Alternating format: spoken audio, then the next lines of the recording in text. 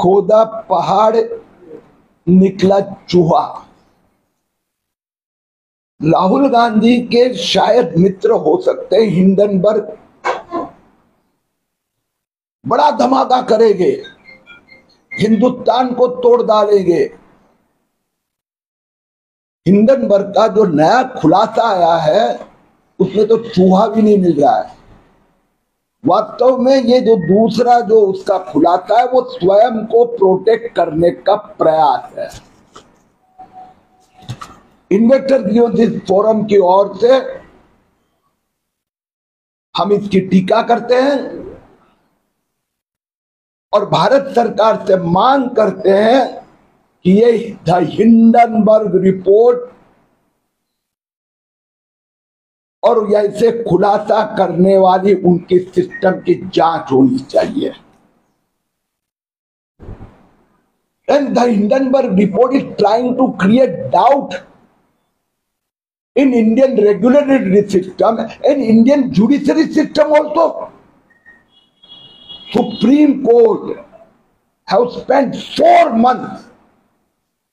The Hindenburg ने जो पहला खुलासा किया था 2023 में अदानी ग्रुप के ऊपर, देश ने उसके ऊपर 12 महीने से ज्यादा इन्वेस्टिगेशन हुआ। सुप्रीम कोर्ट ने अंतिम निर्णय देते समय स्पष्ट किया कि सेबी ने ढंग से जांच की है। सुप्रीम कोर्ट ने 24 में से 23, सुप्रीम कोर्ट में सेबी ने रिपोर्ट दिया 24 में से 22 का इन्वेस्टिगेशन पूरा हुआ। आज 24 में से 23 का इन्वेस्टिगेशन पूरा हुआ है और इसलिए सुप्रीम कोर्ट ने स्पष्ट कहा था that we are directing that it cannot enter into domain of the regulatory regime, that the report of the Hindenburg or anything like that cannot become the basis of a separate probe. अभी politician की बात, राहुल गांधी विपक्ष की बात अलग है, ये supreme court ने कहा है। तो अदानी के ऊपर उन्होंने जो खुलासा किया था उसके संबंध में सब इन्वेस्टिगेशन 24 में से 23 इन्वेस्टिगेशन समाप्त हुए। कुछ डिस्क्लोजर के संबंध में सेबी ने अदानी को मौका दिया फाइनेंशियल पेनल्टी भरने का, वह पनिशमेंट होने के बाद में 24 के 24 पूरे हो गए। वास्तव में दुखता है पेट में। इस प्रकार के ये रिपोर्ट आते थे 2000 में, 2000 के पहले बाद में पूरी इंडियन कैपिटल मार्केट हिल जाती थी। सो कॉल्ड एफआईआई ये इंडियन मार्केट को डिक्टेट करते थे। हिंडनबर्ग का भी पर्पस उतना ही है, शॉर्ट सेल के द्वारा अरबों रुपए यहां से उठा के लेके जाना और यहाँ के छोटे इन्वेस्टर को डुबो कर जाना। इस बार भी मुझे किसी ने, हमारी टीम ने कहा है ये खुलासा करने के पीछे भी the Hindenburg had gone into short cell. मैं सेबी को कहूंगा इसकी भी जांच हो। वास्तव में हिंडनबर्ग से मैं सवाल पूछना चाहता हूं और राहुल गांधी विपक्ष के नेता कहूंगा, आपने क्यों लोकसभा में सवाल नहीं पूछा कि हिंडनबर्ग की जांच हो रही है, सेबी जांच कर रही है, उस जांच से हिंडनबर्ग क्यों भाग रहा है? अदानी खुलासा के समय पर द हिंडनबर्ग ने जो शॉर्ट सेल किया था, करोड़ों रुपए कमाए। हिंदुस्तान की capital market, finance market, economy को एक साल भर टेंशन में रखा। तो Hindenburg should disclose what they have earned due to the so-called expose of 2023. They should clear what is the present position also. मैं जो कह रहा था कि एक समय था कि जब हिंदुस्तान की कैपिटल मार्केट को एफआईआई हिलाती थी, आज मार्केट यहां की वाह नहीं हो रही। उसके पहले मैं हिंडनबर्ग को पूछना चाहता हूं, आपने एक नया खुलासा क्या किया है? मेरे जैसे जो चार्टर्ड अकाउंटेंट है, पीएचडी ऑन कैपिटल मार्केट, अभी तक मेरी समझ में ही नहीं आया। आपने तो अदानी घोटाला निकाला था ना, तो अदानी घोटाले के संबंध में आप कुछ बोलोगे ऐसा लग रहा था, उसके बारे में तो कुछ नहीं। दूसरे किसी के बारे में बोलोगे वो भी कुछ नहीं। और आपने क्या कहा कि नहीं, ये हमने जो अदानी का घोटाला निकाला था उसकी जांच, उसमें सुप्रीम कोर्ट ने भी कह दिया था रेगुलेटर आर परफेक्ट। लेकिन ये सेबी चेयरपर्सन और उनके पति का सात समंदर के उस पार पहाड़ों के ऊपर उनका कहीं कोई एक म्यूचुअल फंड में, कॉमन फंड में उन्होंने भी इन्वेस्टमेंट किया था, इसने भी किया था। वाह रे भैया, अब किरीट सोमैया भी इन्वेस्टमेंट करता है, म्यूचुअल फंड में डालता है, मेरी पत्नी का भी पैसा इन्वेस्ट होता है। तो आप कहोगा कि मेरा भी अंबानी से संबंध है, अदानी से संबंध है। मिडिल क्लास के लोग करते इन्वेस्टमेंट, लेकिन इसमें उन्होंने अदानी को क्या फेवर की, कहां फेवर किए, एक शब्द नहीं बोल पाए हैं।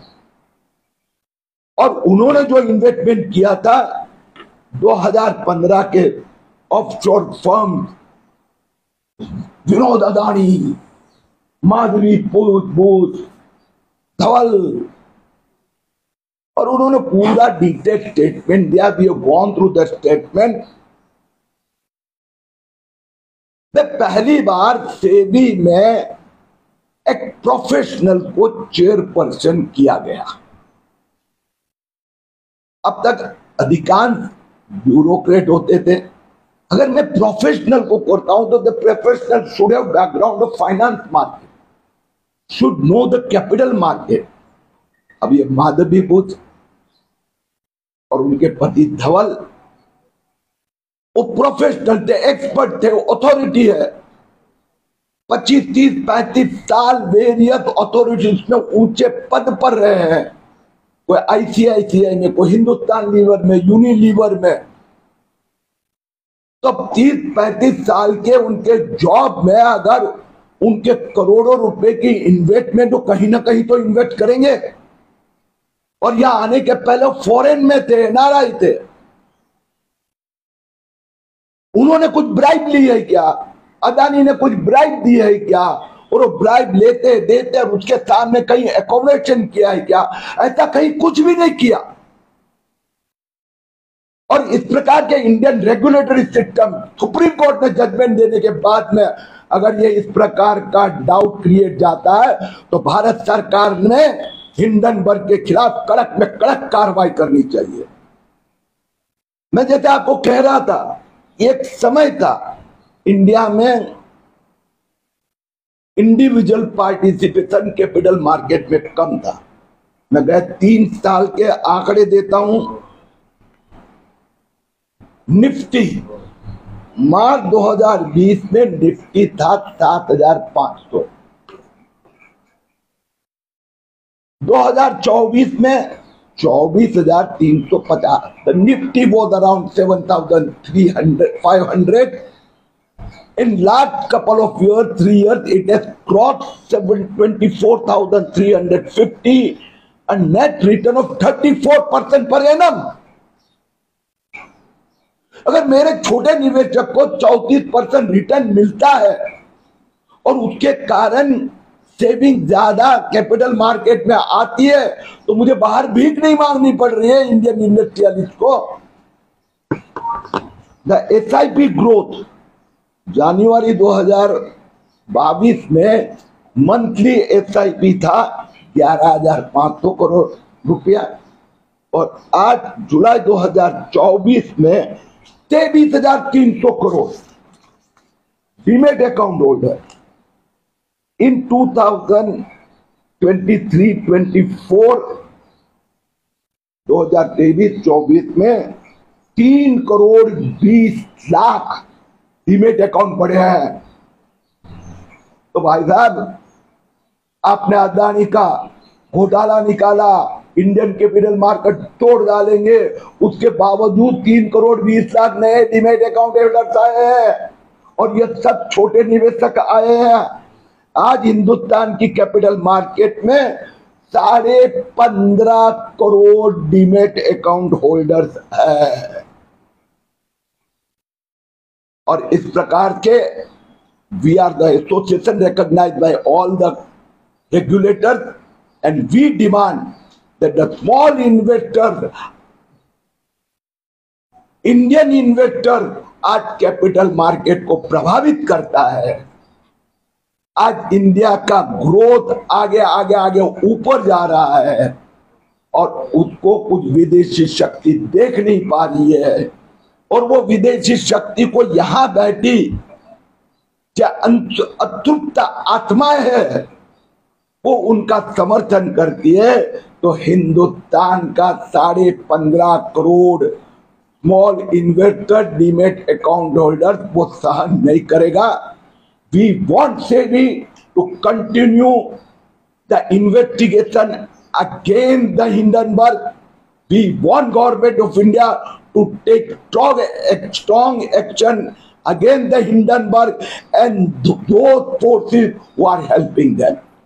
I once again say, SEBI बहुत अच्छा काम कर रही है, निष्पक्ष जांच हो रही है, इंडियन कैपिटल मार्केट आगे जा रहा है और आगे ही जाएगा।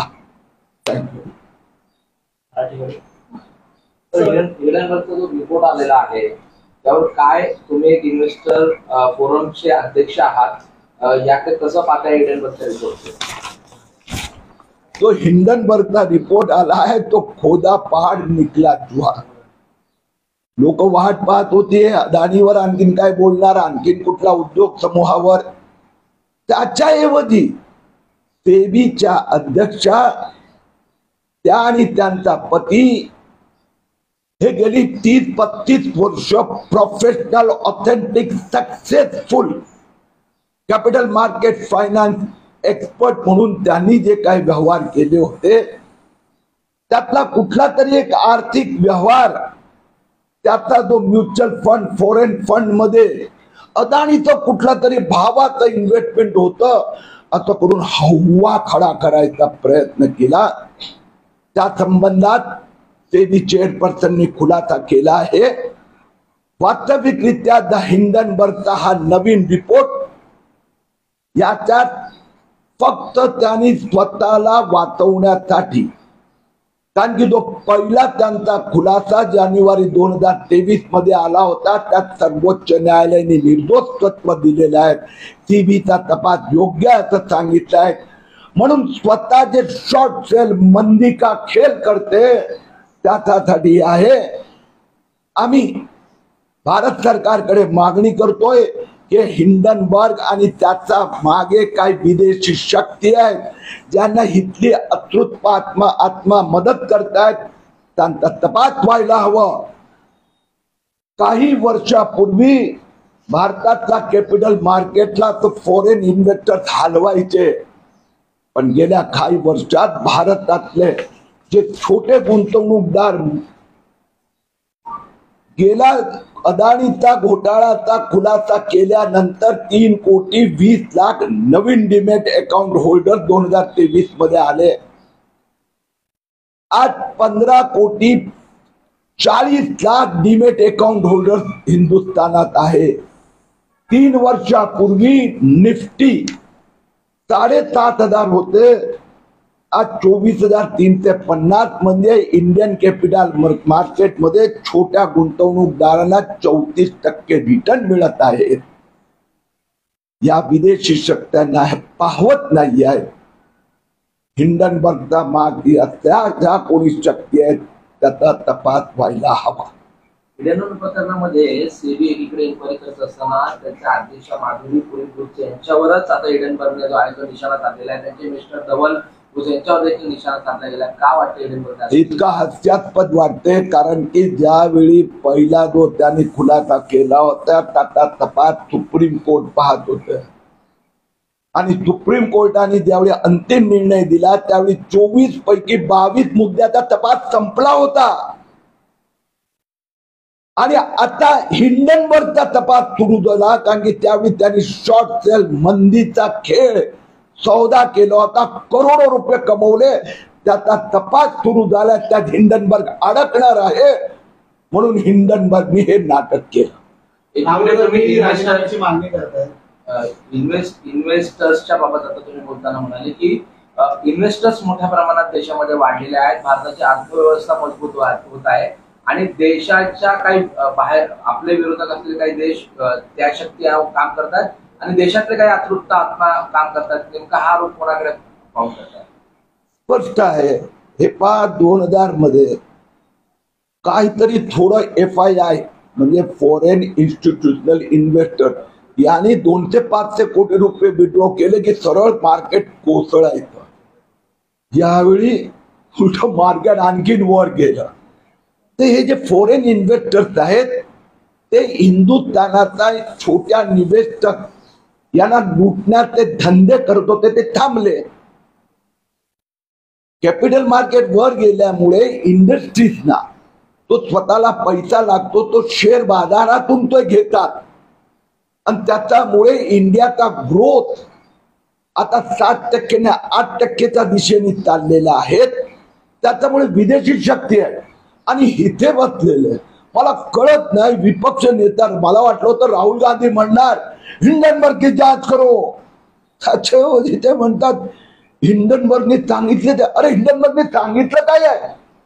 जे माधवी बुचवर आरोप केले त्याची तर स्पष्टता झाली आहे आणि तपास वेगळी सेवेमधली सिस्टम करत आहेत म्हणून काहीच निघाला नाही.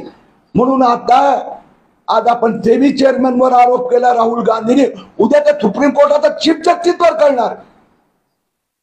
आणि म्हणून अशा प्रकाराचे अतृप्त आत्मा यांना समाधान करण्यासाठी कॅपिटल मार्केटची वाट लावण्याचा पाप आम्ही होऊ देणार नाही. तुम्ही मागणी करता आहात सरकारकडे आणि कोर्टाकडे की आता याची इन्क्वायरी? मी मागणी हे केली आहे की द हिंडनबर्गचा जो तपास सुरू आहे 2023 मध्ये जे त्यांनी मंदीचा सौदा केला होता, त्यात कोट्यावधी रुपये कमवले आहेत, त्याचा तपास लवकर पूर्ण करा. आणि यावेळी पण त्यांनी असं काहीतरी करण्याचा प्रयत्न केला आहे का त्याची पण इन्व्हेस्टिगेशन जात तपास व्हायला हवी.